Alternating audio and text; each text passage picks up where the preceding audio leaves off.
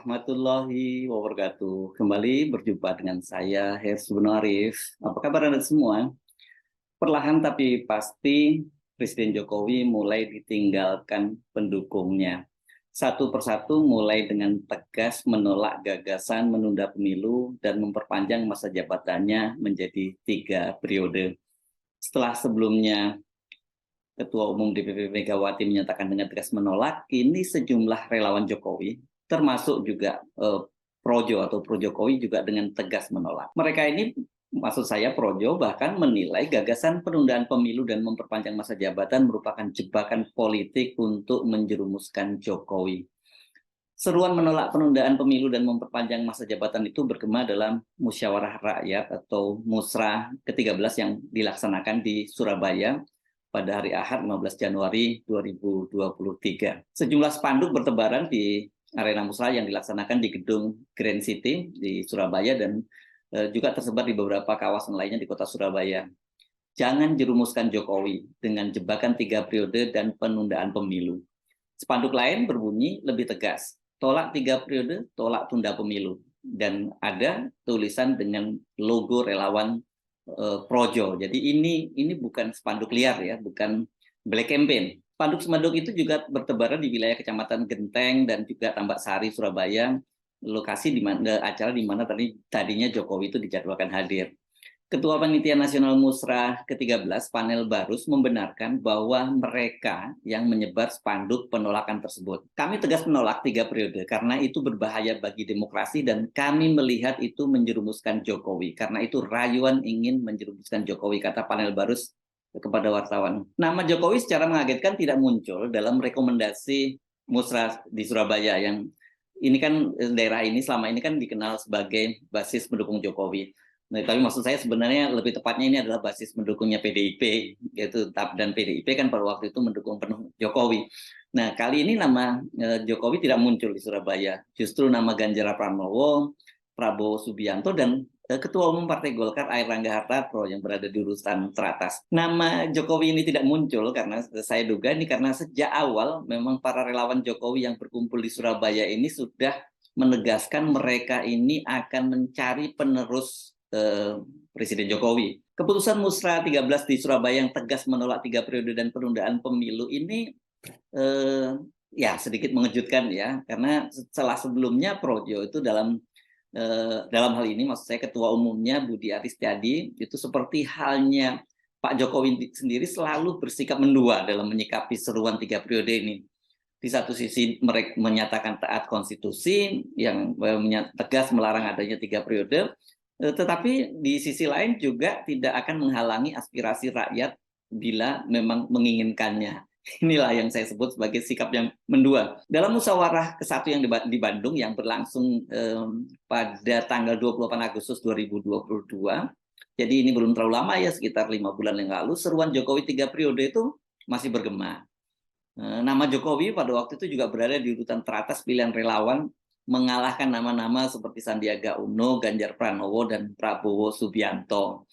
Ini agak mengagetkan kan, kita tahu Jawa Barat itu bukan daerahnya Jokowi ya, dia kalah pada Pilpres 2 kali Pilpres 2014 dan Pilpres 2019 kalah dari Prabowo. Kami tidak bisa menghalangi keinginan masyarakat yang menyerukan Jokowi 3 periode, kata Ketua Projo Budi Aris Setiadi. Seruan 3 periode itu merupakan aspirasi dan bentuk kecintaan rakyat dan relawan kepada Pak Jokowi, dan itu sah-sah saja, itu kata tegas Budi Aris Setiadi. Sikap yang sama juga disampaikan oleh Pak Jokowi, waktu itu dia tegas menyatakan bahwa konstitusi tidak memungkinkan gitu, tapi dia juga tetap menghormati pilihan-pilihan semacam itu, aspirasi semacam itu. Sebaliknya, ini sikap tegas menolak 3 periode itu datang dari Sekretaris Jenderal Projo, ini Handoko ya. Dia sih memang mengakui ada relawan yang menginginkan Jokowi itu untuk memperpanjang masa jabatannya sampai 3 periode. Bahkan ini nama Pak Jokowi ini juga sempat diunggulkan di 2 lokasi pelaksanaan musrah ya. Kan musrah ini sejauh ini sudah melaksanakan 12 kali penyelenggaraan dan nama Pak Jokowi itu berada bertengger di urutan teratas ya, di musrah di Bandung, Jawa Barat, dan kemudian musrah di Kupang di Nusa Tenggara Timur. Gagasan itu kami nilai bertentangan dengan konstitusi, bertentangan dengan demokrasi. Itu Handoko dengan tegas menyatakan itu pada tanggal 28 Desember 2022. Dengan sikap tegas relawan Jokowi di Musrak 13 Jatim, sesungguhnya gagasan memperpanjang masa jabatan Jokowi dengan cara menunda pemilu itu sekarang sudah tidak punya basis dukungan lagi, tidak punya basis legitimasi lagi.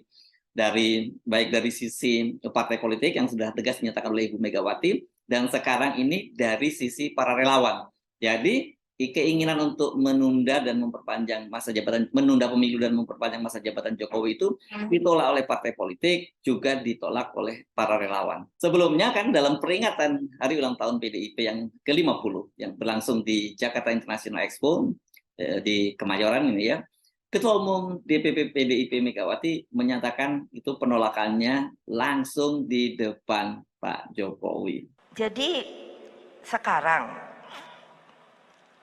kalau kita berpegang kepada Pancasila, karena kan gini, Pancasila itu yang mengayomi, kalau gampangnya, lalu turun ke Undang-Undang Dasar 1945 itu kan sudah sepakat semua dari pimpinan di Republik ini sampai sekarang, konstitusi yang tadi salah satunya saya bunyikan. Jadi lah kalau sudah mau pemilu 2024, mbok ya sudah dijalankan dengan baik. Ketika Bung Karno dijadikan presiden seumur hidup, nah mendadak gitu, sepertinya terus dibuat kesalahan, terus dilengserkan. Ini apa mau begitu terus? Ini pertanyaan saya, seorang ibu, seorang ibu rumah tangga, tapi juga warga negara Indonesia. Apa mau begitu kita seperti uji coba terus menerus gak habis-habisnya? Lah kalau sudah 2 kali, ya maaf, ya 2 kali.